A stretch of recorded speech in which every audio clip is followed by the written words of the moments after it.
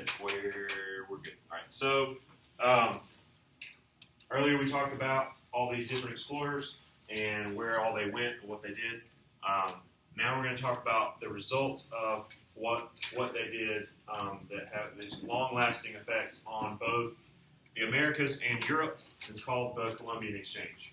And then why, again, is it called the Columbian Exchange? Christopher Columbus. Because of Christopher Columbus. So he is not really the most influential explorer, but he is the first to contact over here.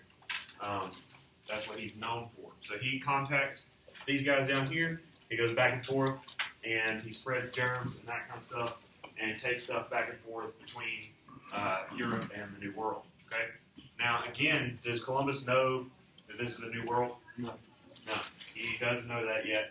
It takes the next two Spanish explorers to kind of explain that. Okay. Now, what we're going to talk about with this Columbian Exchange is the exchange of goods, like plants, animals, and people, and stuff like gold and silver also. Okay, so there's a lot of stuff that's going to go back and forth. And, you know, when you have like a gift exchange, you give something to somebody and then what happens? They give you something back. Okay, so there's some gifts here, but unfortunately for the Native Americans here, some of the gifts from the Europeans are quite deadly. You got a question? Basically like bartering? Not exactly. Like, this is just an exchange of, like, they brought things from Europe to the Americas, like horses and cattle and pigs and that kind of thing, and things from the Americas go all over Europe. Yeah, not necessarily like a trade. They're not trading this thing for that. Everything I brought with me over there would take root and shape that culture over there. I understand. Yeah, so there might have been some bartering involved, but that's not exactly what we're talking about. Okay? All right, so we're ready? So when we're watching videos, we're quiet, respectful, and we are actually watching the video, right?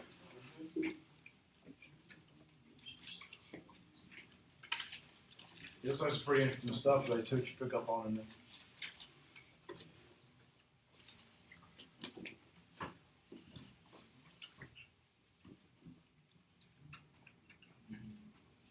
All right, so this is John Green again. He's a pretty goofy guy, but he has a lot of good things to say. He says a lot of stuff really quickly on some of these parts, so I'll pause it every once in a while and just kind of explain some stuff briefly. So try not to get annoyed with me interrupting him. Okay, so I'll try not to interrupt too much, but there's some stuff that he just says. He'll say like a whole paragraph of very like dense scientific information, and you need to have it a little bit of it explained. Okay. Now, one thing that's really interesting is one thing that was crazy to me is something he talks about right at the beginning is pay attention to what happens with pigs. Okay, so when they bring pigs over, pay attention to what happens with those pigs. It's pretty crazy. Hi, I'm John Green. This is Crash Course World History, and today's video is kind of a response to one of the most riveting history books. All right, so loud noise. We're gonna fix the speaker.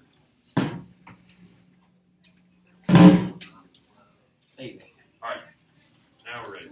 You'll ever read The Columbian Exchange by David Crosby. The engineer in 1969 published The Columbian Exchange, played Woodstock. He was still on his first river. What is Albert Crosby? Yes! History never being as interesting as I want it to be. Right, so it was Alfred Crosby Jr., and in that book he wrote, the big questions are really the only ones worth considering, and colossal nerve has always been a prerequisite for such consideration. I love it! Before 1492, we couldn't really talk about a world history at all. We could only talk about the different histories of separate regions, but Columbus changed all of that and everything else. The Columbian Exchange irrevocably homogenized the world's biological landscape. Since Columbus, the number of plant... Okay, so irrevocably homogenized is a real big mouthful, but what that really means is we start things that are only in the Americas are now all over, and things that were only in Europe and Asia are now in both places. Shaver. Yes, ma'am. I need Christopher Longmo for dismissal. All right, he's on the way. Thank you. See you, dude. All right, so We'll things. put these up on. We'll put the notes up on Google Classroom for you. Thank you.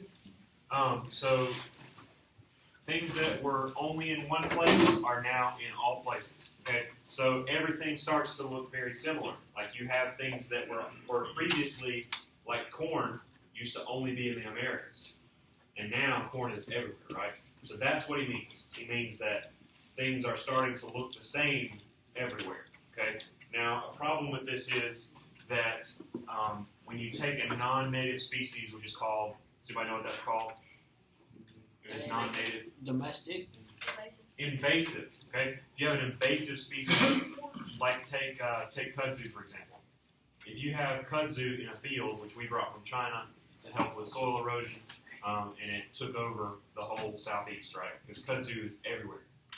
So if you take kudzu and put it somewhere, it's going to take over, and all those native plants are going to die out. Okay, so we have an issue with the competitions between these two, the native and invasive species, and it causes a lot of species to die out. So he's talking about the extinction of lots and lots of animals that we know of today, and this is all brought about because of the Columbian Exchange. Okay, so that's what he's talking about. Sorry, that's probably the most scientific that he's going to get right here. Animal species has continually diminished, and the variation in species from place to place has diminished dramatically. I mean, the first European visitors to the Americas had never seen a tomato or a catfish. Native Americans had never seen a horse. And by making our planet biologically singular, the Columbian Exchange completely remade the populations of animals, particularly humans. And vitally, this cross-pollination also made possible such wonders as contemporary pizza.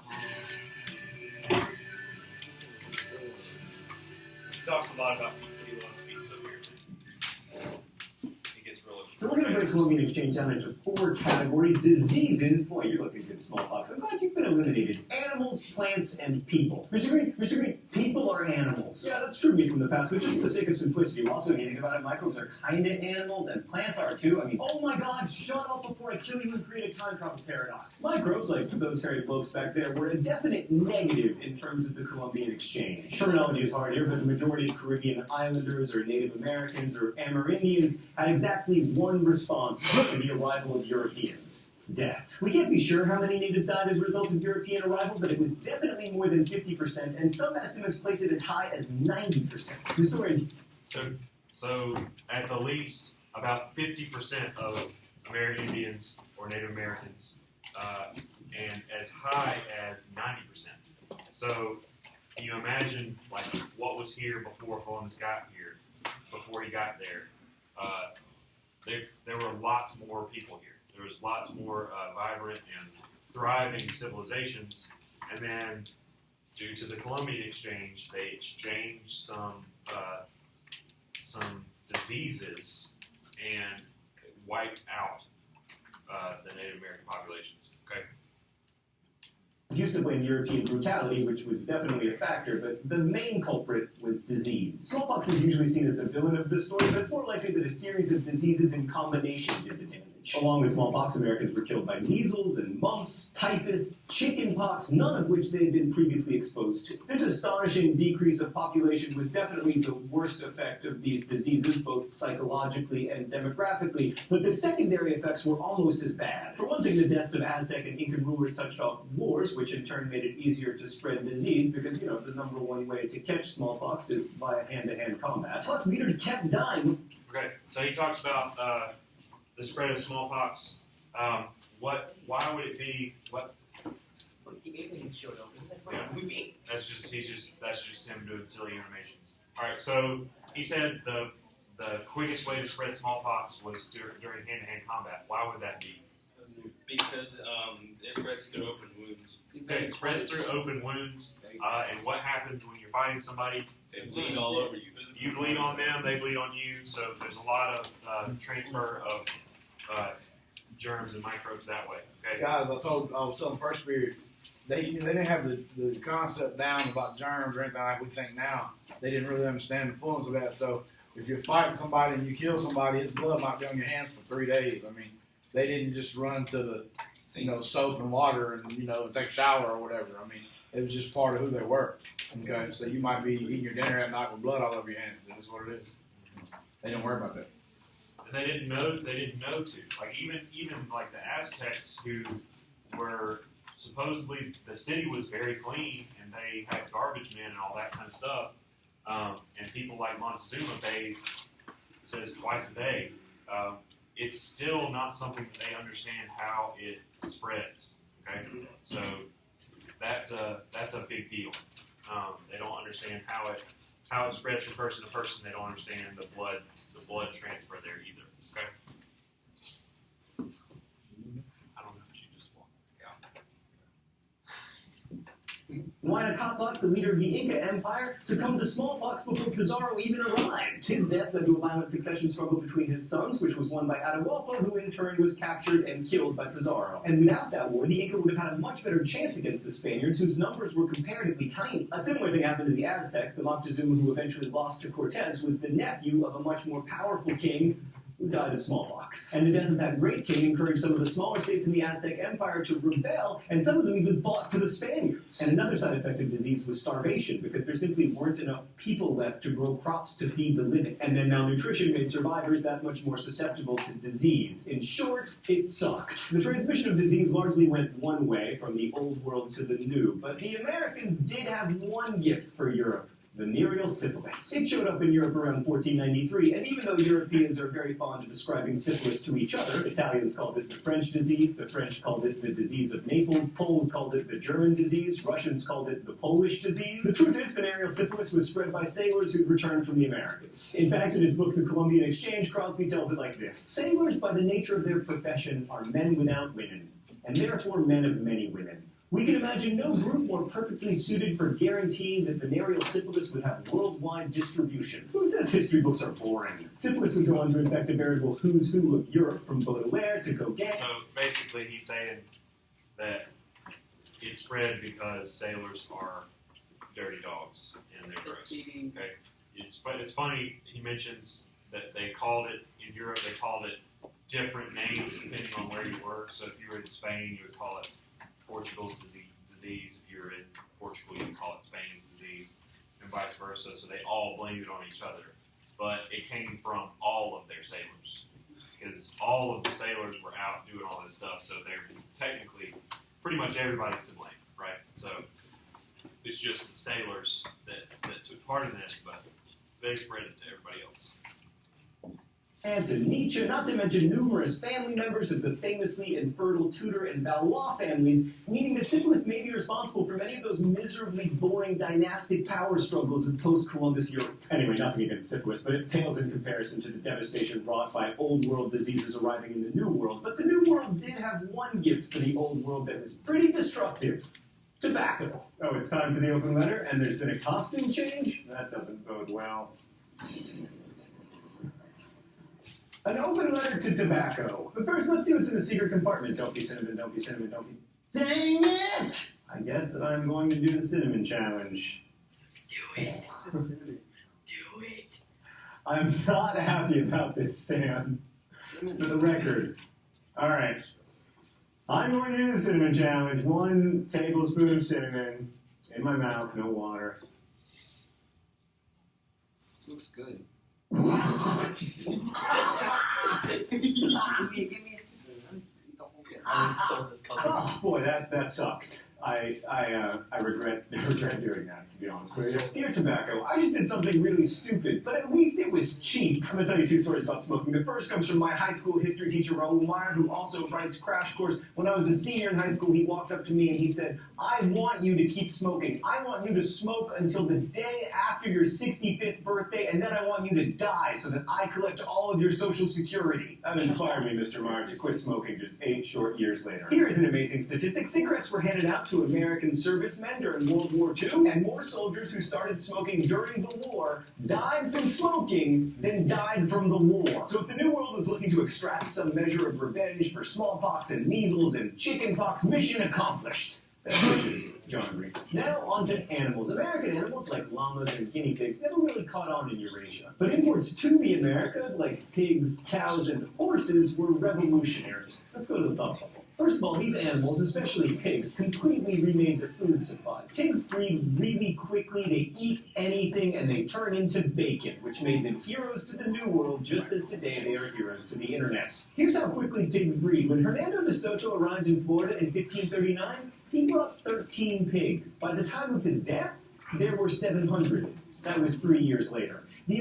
So from how many to say to begin with? 13. 13 to how many? 700. 700 in how many years? 3. 3. Okay, so Talk about that's man, very and quick. love. Okay, so it's very, and their gestation cycle is very short. So it's around 4 months. So like a human is 9 months, right? So like half, less than half, way less than half of a human gestation period. So it's like quick, and they can do that about 3 times a year, right? Jesus, man. Close to it. So they can do it. They can have up to 9 to 10 in a litter. So it's a lot. That's a high number. They usually have a little less than that, but you have a lot. So you see how quickly they would spread. Okay, isn't that crazy though? Like they came into the Americas, and it was so lush and fertile. There's plenty for them to eat, and they just boom took off like a rocket. Okay. Wouldn't there have been inbreeding? Yes, there's inbreeding, and there's like a lack of genetic diversity and that kind of thing. But with pigs, it is a little bit less of an issue. If you have about, it's all right. It's all right by that time. They start to deteriorate in genetic health and that kind of thing. But that's a science conversation. Abundance of meat and plentiful land for agriculture and grazing meant that Europeans in the Americas very rarely experienced famine, and despite what you may have learned about religious and political freedom, the main reason Europeans came to America was to eat. Large European animals also changed the nature of work in the Americas. Before Europeans, the largest beast of burden was the llama, and at best it could carry like 100 pounds. This meant that for the long distance travel that the Inca engaged in, the primary transportation animal was Incas. Oxen, when combined with their plows, made it possible to bring more land under cultivation and also made transportation easier and more efficient. And plus, European animals remade culture. The grossly stereotypical American Indian, like from the movies, riding the Great Plains with an eagle feather headdress and war paint, well, he didn't exist before the Columbian Exchange because there were no horses for him to ride. And the introduction of horses allowed many Native Americans to abandon agriculture in favor of a nomadic lifestyle because riding around hunting buffalo made them far richer than farming ever had. Thanks, Thought Bubble. While animals and diseases completely reshaped the New World, it was New World plants that had the biggest effect on Eurasia. Sure, Europeans brought over some crops that we now grow here in the Americas, like wheat and grapes, both of which are necessary for Catholic Mass. But New World plants radically changed the lives of millions, maybe hundreds of millions of Africans, Asians, and Europeans, specifically by making pizza possible.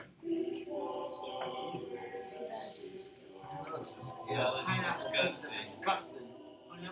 I mean, 200 years ago, Italians lived without tomatoes, without modern pizza or marinara sauce or pizza or ketchup or pizza or even pizza. Indians lived without curry, which contains chilies, a New World food. Persians lived without corn, which is a New World food, as are beans and potatoes and avocados and peanuts and blueberries. The list goes on and on. And these New World crops led to probably the greatest population increase in history. To quote Crosby, it is crudely true that if man's caloric intake is sufficient, he will somehow stagger to maturity, and he will reproduce. And New World food was far more caloric than Old World food, which is the central reason that the world population doubled between 1650 and 1850. Plants like corn and potatoes could grow in soils that were useless for Old World crops. Potatoes were actually introduced to Europe as an aphrodisiac, but it turns out that you have to distill those potatoes into vodka before they have the desired effect. Anyway, if potatoes are an aphrodisiac, the Irish quickly became the hottest people on earth. An acre and a half of potato cultivation could feed an Irish family for a year, and the average Irish worker often ate 10 pounds of potatoes every day. Surviving primarily on potatoes, the Irish more than doubled their population between 1754 and 1845 when the potato famine showed up and ruined everything. And it wasn't just Europe. Maniacal. Okay, so this is just a little brief soapbox that I'll get on here. So the Irish potato famine is a very classic example of the dangers of monocropping. Does anybody know what that would mean? No, I'm stupid. Only growing one crop. Only growing one crop, okay? So monocrop, monoculture means that you're only growing one thing and that's all you're going on, okay? So what could be a problem with this? You don't get all your nutrition. Okay, you don't get all your nutrition, yeah. So you can have gaps in your nutrition. Soil exhaustion, yeah. If you don't rotate your crops and they keep the same crop keeps pulling the same kind of nutrients out of the ground, it's going to pull all that nutrients out eventually.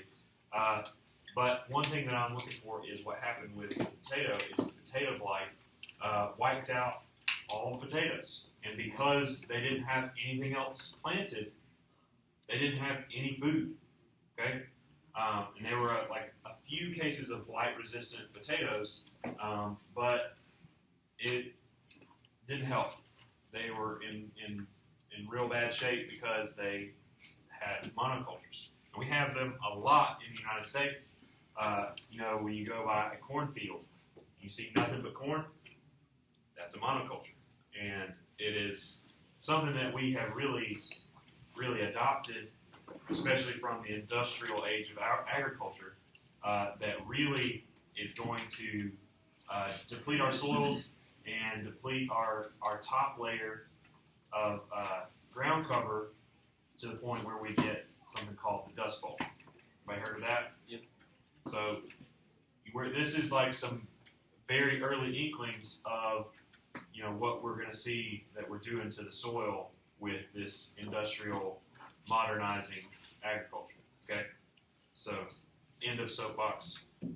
Cassava is a New World plant with roots that provide more calories than any other plant on Earth, provided they are properly processed, otherwise they're poisonous. Manioc is so prevalent in Africa that many Africans swear the plant is native to the continent, but it isn't. Nor are sweet potatoes, and while New World grains never replaced rice in Southeast or East Asia, the sweet potato is so common that it is known as the poor person's staple in China. Even in Japan, the tomb of the farmer who is reputed to have first brought them to the islands is known as the Temple of the Sweet Potato. And it's also worth noting that corn, while it may not feature prominently in European diets, has been a central source of food for animals in Europe for centuries. And in fact, that's still the case. In 2005, 58% of the corn grown in America went to animal feed. It's the kind of thing you learn when you live in Indiana. All right, so last but not least, the Columbian Exchange involved the transfer of lots of people. Again, in the early stages, this movement was mostly one way, with Europeans and Africans, the Africans usually against their will, making their way to the Americas. So the Columbian Exchange led to the repopulation of the New World following the disease devastation of the initial encounter, and better nutrition allowed the population of the Old World to grow, which in turn placed population pressure on Eurasia, which led to more people coming to the Americas. In the process, the world's human inhabitants became more genetically and ethnically interconnected, but it also led to the horrors of Atlantic slavery, which we'll be discussing next week. What are we to make of the Columbian Exchange? It devastated the population of the Americas, it led to the widespread slavery of Africans, but it also allowed for a worldwide population increase, and the lives of some natives, including Plains tribes like the Lakota, became better and more secure, at least for a while. Fewer people have starved since the Columbian Exchange began, but the diversity of life on Earth has diminished dramatically, and planting crops where they don't belong has hurt the environment. So on the whole, should we be grateful for the Columbian Exchange? And should we work to continue and deepen its legacy of globalism and monoculture? Crosby didn't think we were better off.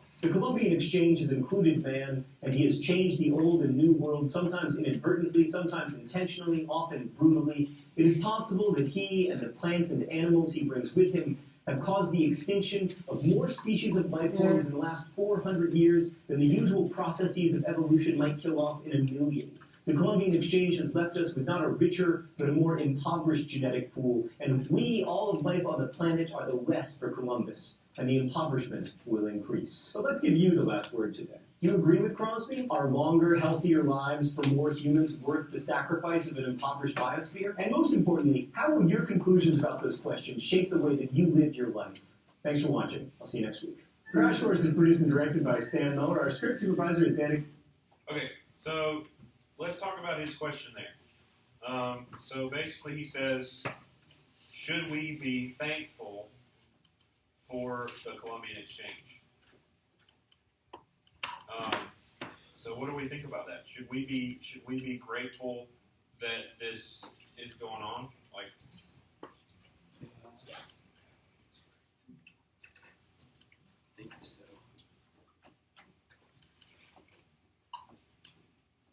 just a second. Let me fix this.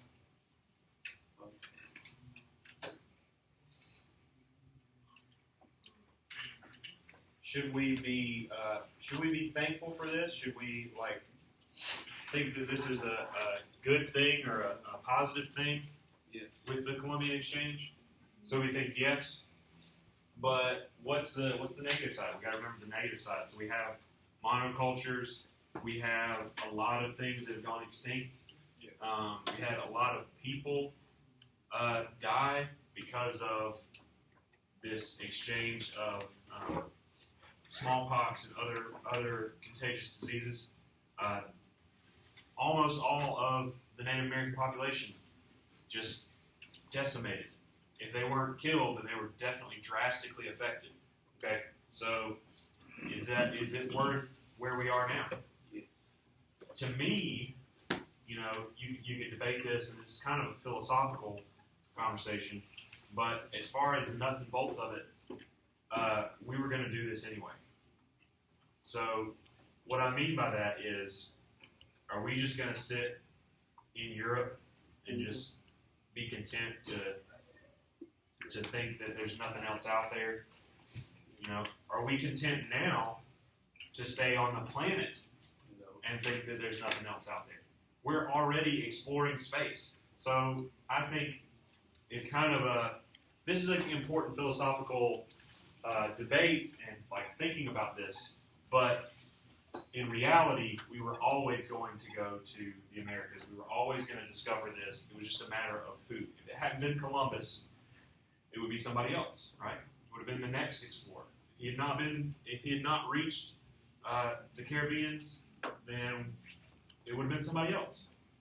Does that make sense? So it's a hard pill to swallow because a lot of people died and all this disease was spread. But in the end, it is who we are today. We benefit. We all benefit from this, from the Columbian Exchange, even though a lot of people did not benefit from it. Okay, so and we could even get into the topic of slavery that comes out of this as well, because they find these new crops, but then who grows these crops? Who has to work the land and produce all this food for all the people in Europe? And when they settle in America, they bring slaves with them to America. So this is all. It all has a negative with the positive. Okay, so as with anything in any topic in history, it's more complicated than it seems. Okay, so the Columbian Exchange, again, talking about because it is Columbus, right? That's why it's called the Columbian Exchange. All right, come on, sit up for me. Sit up. Come on, sit up. All the way up. Sit up. Thank you. Stay awake. I know you just had lunch. Okay, so this is where we start taking notes. Okay.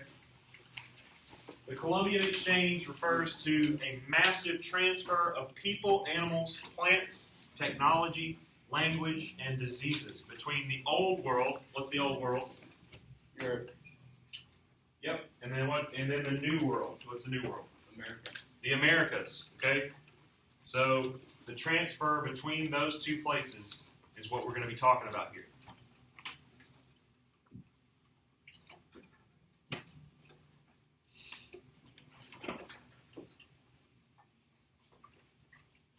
Okay, so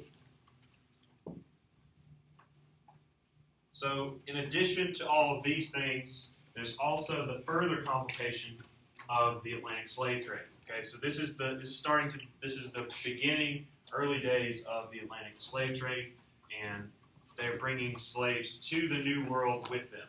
Again, where's the New World? The Americas. Where's the Old World? Europe. Europe. Okay, you're going to hear them referred to this way for a while now until we start calling it the colonies, or later than that, the United States. Okay.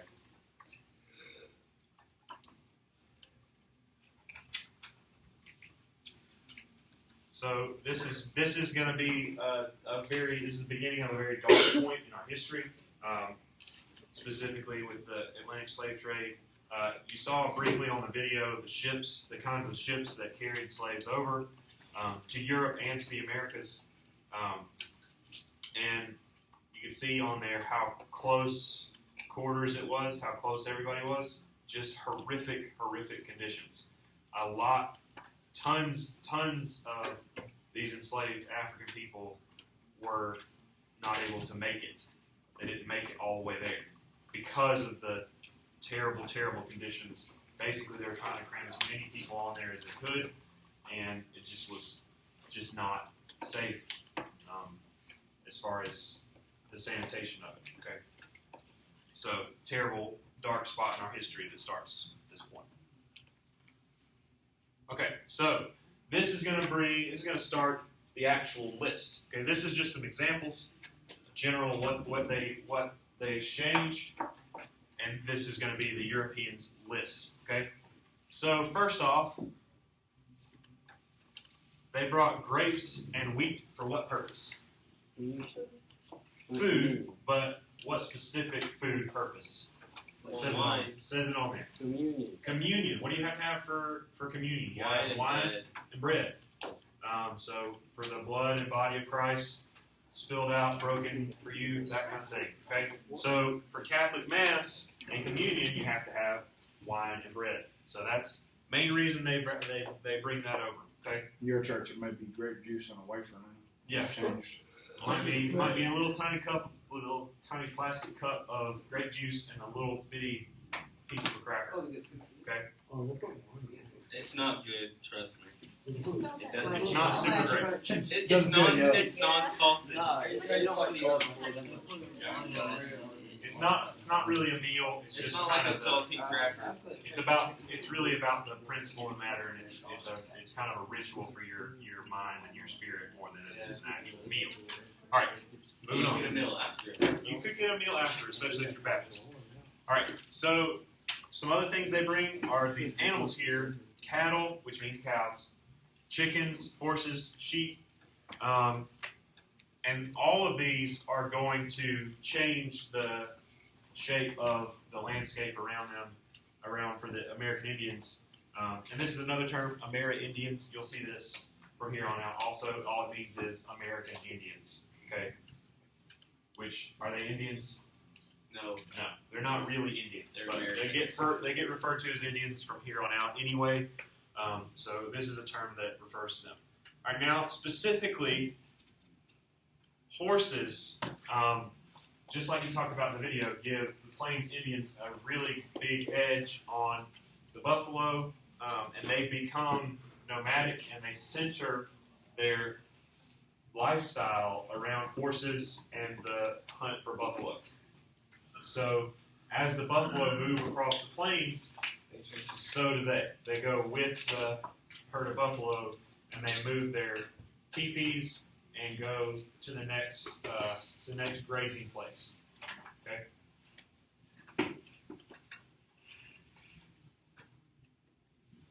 Okay. So while you're writing that, go ahead and talk about some of the diseases that come through here. Okay. So the diseases that the Europeans brought to the New World are going to be devastating, just like we talked about, and they're deadly for the Native Americans, and they just kill lots and lots of people. So those are including smallpox, measles, and influenza. One thing that we don't really think about, because it's like a childhood disease for us now, and a lot of kids get it, it's almost a rite of passage, but chickenpox. They have a lot of people die of chickenpox. And it's like very severe because they have zero immunity to it, and they've never been exposed to it before. Remember when we talked about with the plague, the population that survived had a relative immunity to the bubonic plague by the end. They have not seen any of these, so they have not been able to develop any immunity to it, whereas the Europeans don't even know that they're carriers. So this just just lays waste to these guys, and it's really devastating. And again, they're not really sure how it spreads. They don't know any of these things. They've never seen anything like this before. They just know that lots of their people are dying out. Okay. All right. So as we continue here, the New World, which is where America. the Americas, they contribute a lot of other things. Okay. So we talked about gold and silver, which is what they were after, and is going to contribute largely to their economics and really improve European economies. But the bigger thing, just like John Green talked about, was the food. Okay, the food crops that come in from the New World are game changers. Okay, because of the calorie density of these new crops, the population of the Old World doubles. Okay.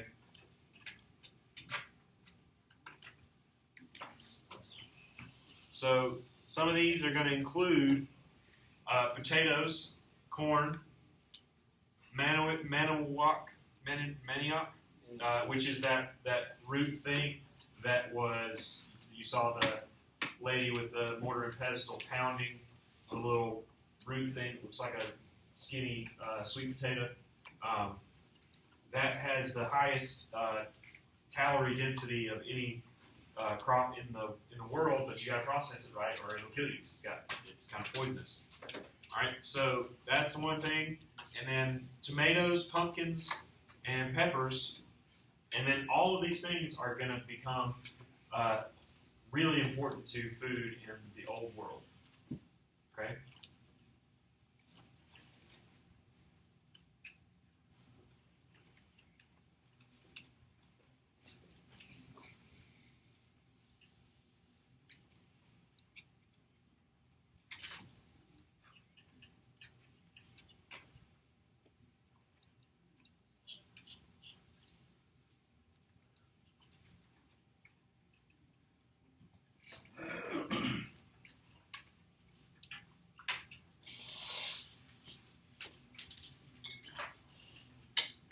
And you guys can just keep copying that down. And then I'm going to give you a sticky note. Don't worry about it, what it's for.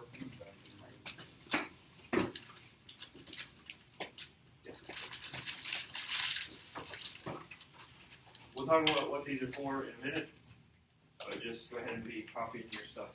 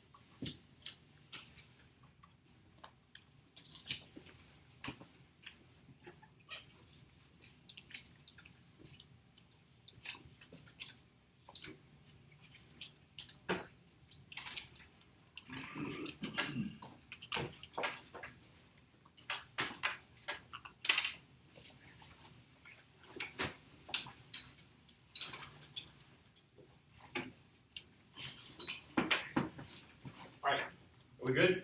Nope. Still copying?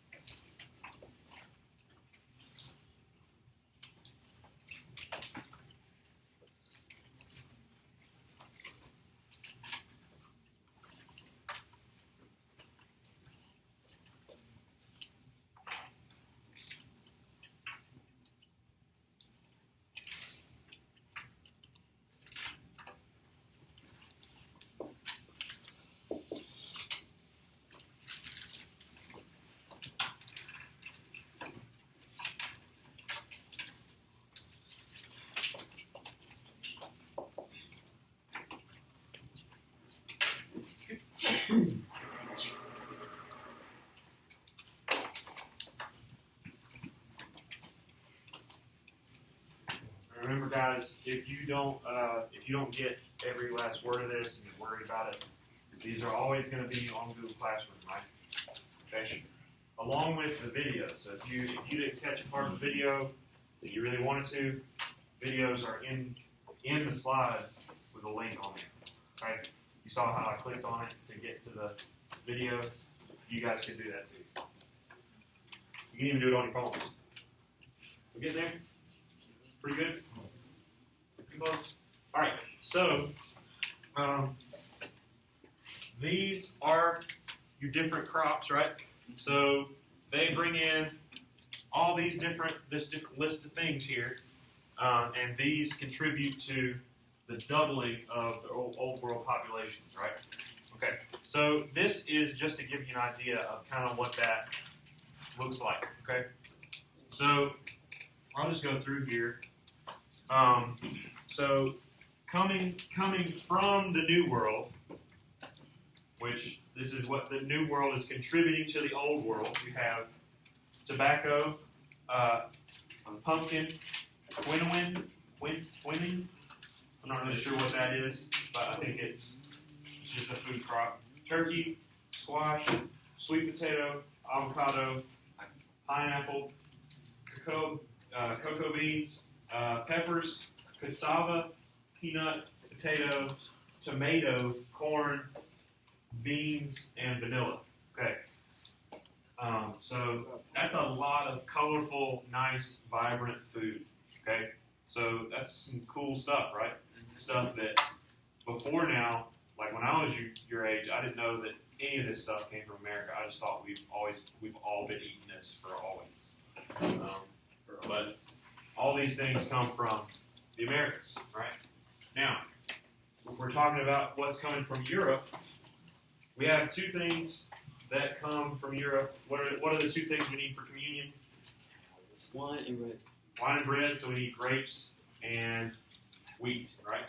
So there's some grapes, and we got wheat. We got wheat down here with the grains, all right? So coming from Europe to the Americas, we have coffee beans, which are coming from India. We have peaches and pears, citrus fruit, olives from the Middle East, in that area, bananas from some of the tropical areas, honeybees, sugarcane, onions, grains like wheat, rice, barley, and oats. So none of that was over here. We have a tremendous amount of rice production here now, but not until this Columbian Exchange, right? So wheat, rice, barley, and oats. And then for livestock, we have basically all livestock comes from Europe, okay? Basically everything we think of that is a food product, except for turkeys, comes from Europe, okay? So cattle, cows, beef, sheep, pigs, and horses. And again, horses are super important and super helpful for transportation and all kinds of various other things. So that's a huge thing. And then we have turnips and grapes. Obviously good for eating, but also for wine if you don't have access to clean drinking water, which is what a lot of people use it for, or what they say they use it for. And then what does this stuff look like? Diseases. Death. It looks like death. Looks like a black skull. Yeah, so this is a long list of all the bad things that come with the Columbian Exchange, okay? Now, we didn't do syphilis coming from the Americas, so they really should have like one little skull and crossbones. But we got all this stuff coming underneath their skull and crossbones, okay? So, smallpox, influenza, typhus, measles, malaria, diphtheria, and whooping cough. Whooping cough is also another one that wipes out a lot of people in the Americas. They cough a lot. Okay? Now, you can see this is all nice, colorful, rainbow, happy sunshine. And then this has got a lot of good stuff. Like especially in this category, the livestock and the grains. But then just death. Okay? So does it really outweigh, Yes. or is is it a lot of death for not a lot of good stuff coming from Europe? Okay, so pay attention to these. Okay, take a minute and look at these and try to remember what comes from where. Okay, so what is from the Americas? What's coming from the Americas, and what's coming from Europe? Okay, from Europe, from the Americas. Okay, so be thinking about that. Okay, Where does chicken come from? they had chickens Where?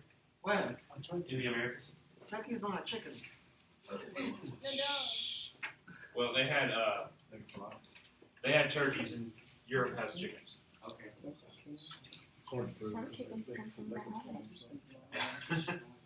They flew the sauce all the way across the Atlantic Ocean.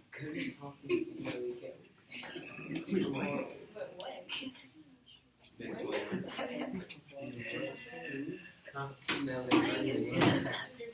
They did both.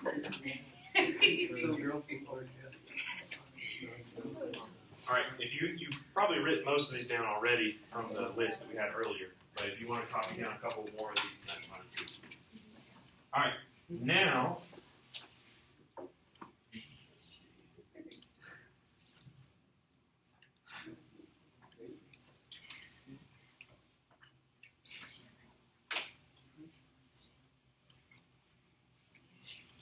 Okay, so if you have an orange post-it note, you cut the light on for me? If you have an orange post-it note, what I need you to do is I need you to write one thing that is coming from the New World. Okay, so one food item, one good thing that's coming from the New World. You can write that on your orange tag, okay, orange post-it note. If you have a yellow post-it note, I want you to do the opposite. I want you to write something that is coming from Europe to the Americas. Okay, so remember your arrows. So you had coming from Europe, and you had coming from America, going that way. Do we need to write our names on this? So orange is the one that's going out. You just do one. Do what? You can write your name on it. Doesn't matter. You just don't have to.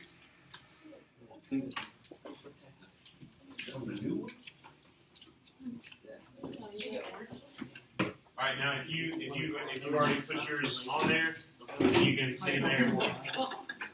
If you've already written yours down, so all right, come on up, put it on here. Just stick it out. All right, hold up. Just these two. Just these two. We gotta stay a little bit socially distant. Okay. This one's 17. All right. I need right here and right here.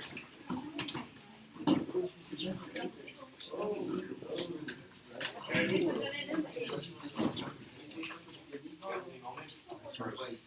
Right here. These two. Huh? All right, you two on the back wall right there. All right. You guys back here, raise your hands.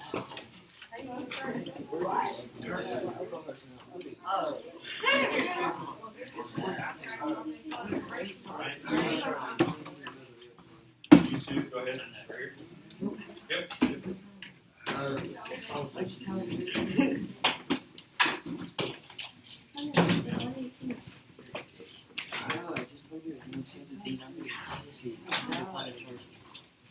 That's long enough. All right. Hunter, Alex, you guys in the back? Come on. Which one?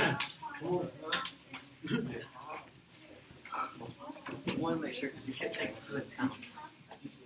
I don't want everybody up here at once. All All right, Aiden.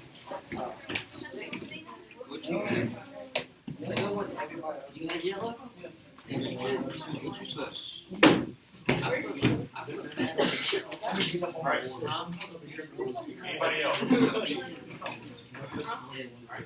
Come on up. Anybody else? I'm looking at somebody who has one on their desk, but they're doing something they're not supposed to do. So me? I think you should bring a camera. We need to throw him For what? Wait, no.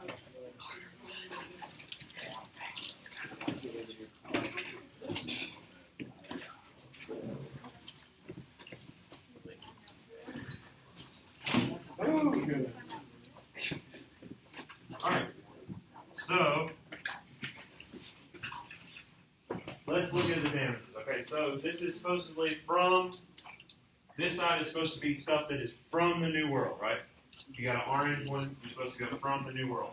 All right, so let's see. We got potatoes. We got sweet potatoes, turkeys,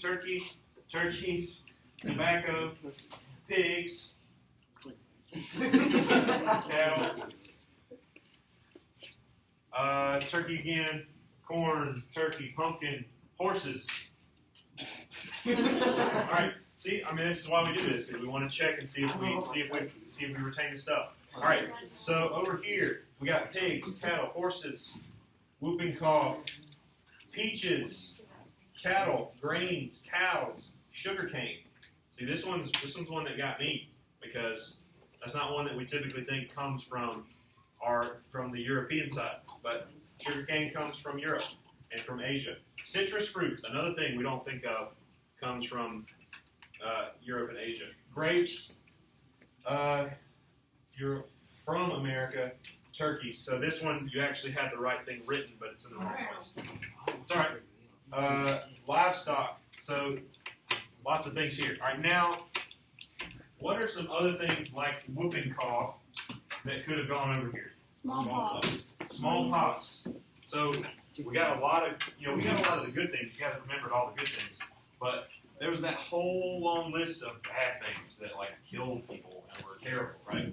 So we got, now it looks like it's all sunshiny and happy, but really half of this is all the same things. Like you guys put Turkey a lot. You guys put turkey a lot, put cattle twice over here, 3 times, livestock, and fruits and that kind of thing, which is good. I want you to remember that some good stuff did come from Europe, but a lot of bad stuff, okay? So let's name some of the things. So we got smallpox, we got whooping cough, which is up there, measles, typhus, measles and mumps, yeah, chickenpox, malaria, diphtheria, just tons of stuff. Long list of stuff that Europe has developed an immunity to a little bit, but the New World had not. So just completely devastating for them. Okay? Does that make sense? We understand that? All right. Thank you guys so much. Don't pack up just yet.